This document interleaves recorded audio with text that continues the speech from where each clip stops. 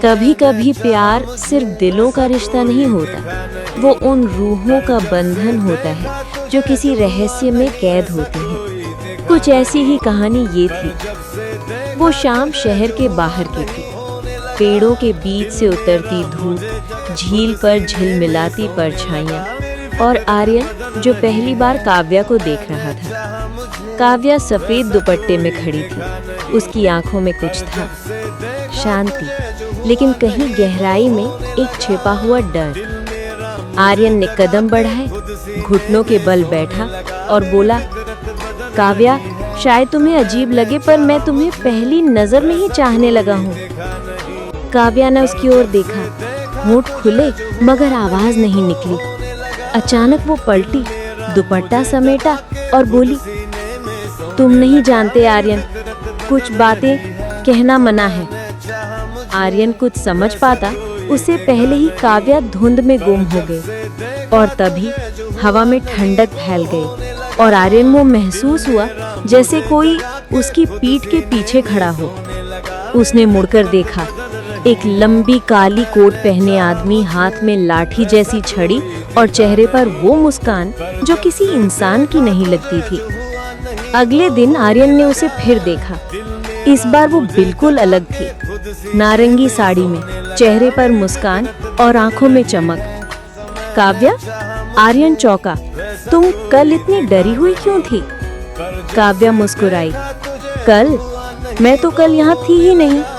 उसकी हंसी में सच्चाई थी, लेकिन उसकी आंखों में एक खालीपन, जैसे उसके भीतर कोई दूसरी आत्मा बसती हो। दिन बीतते गए। कभी काव्या वही शांत, डर से भरी लड़की होती और कभी वही निडर, रंगों से लिपटी हंसमुख औरत। आर्यन हैरान था। दोनों रूप एक दूसरे से बिल्कुल अनजान, एक ही चेहरा लेकिन दो अलग अलग जिंदगियां। एक शाम आर्यन ने उसका पीछा किया।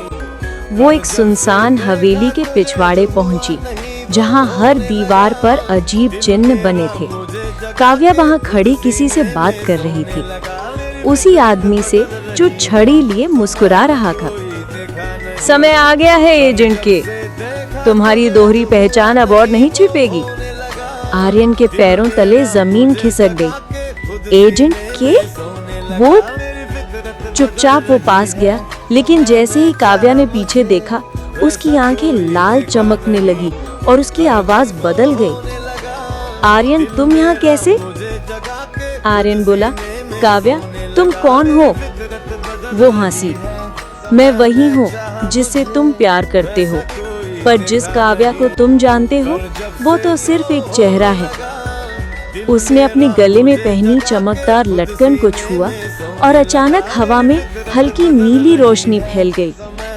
अब उसके 3 रूप थे, एक डरी हुई काव्या, एक खुश काव्या और ये ठंडी, आत्मविश्वासी, रहस्यमय काव्या जो शायद असली थी।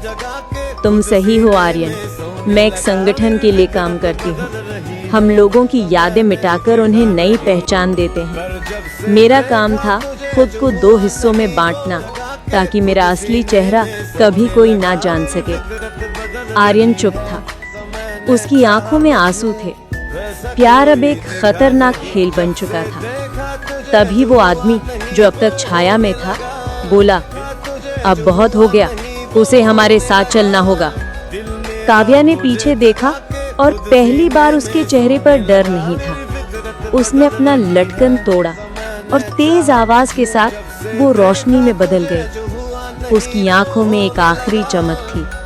आर्यन, अगर मैं बदल जाऊं तो मुझे ढूंढ लेना। शहर की सड़कों पर रात उतर चुकी थी। बारिश की बूंदें, नियॉन लाइट्स और भागते कदमों की आवाज। आर्यन काले ओवरकोट में और काव्या नीले लहंगे में भीड़ के बीच हाथ थामे भाग रहे थे। पीछे वही आदमी और उसके साथी छायाओं की तरह उनका पीछा कर रहे थे। एक चौक पर पहुंचकर दोनों ने अचानक डांस शुरू कर दिया। मसीह तो नहीं थी, लेकिन हर हरकत में एक योजना थी। ये डांस नहीं, भागने का बहाना था। काव्या ने फुसफुसाया, ये नृत्य हमारी आजादी का संकेत है। धुंध फिर से छाने लगी और अगले ही पल दोनों गायब हो गए। पीछे बस वो लटकन पड़ी थी जिससे हल्की नीली रोशनी निकल रही थी। कई साल बाद किसी छोटे शहर में एक आर्ट गैलरी में द ब्लू डांस नाम की एक पेंटिंग रखी थी। उसमें एक जोड़ा नाच रहा था, धुंध के बीच हाथों में हाथ डाले।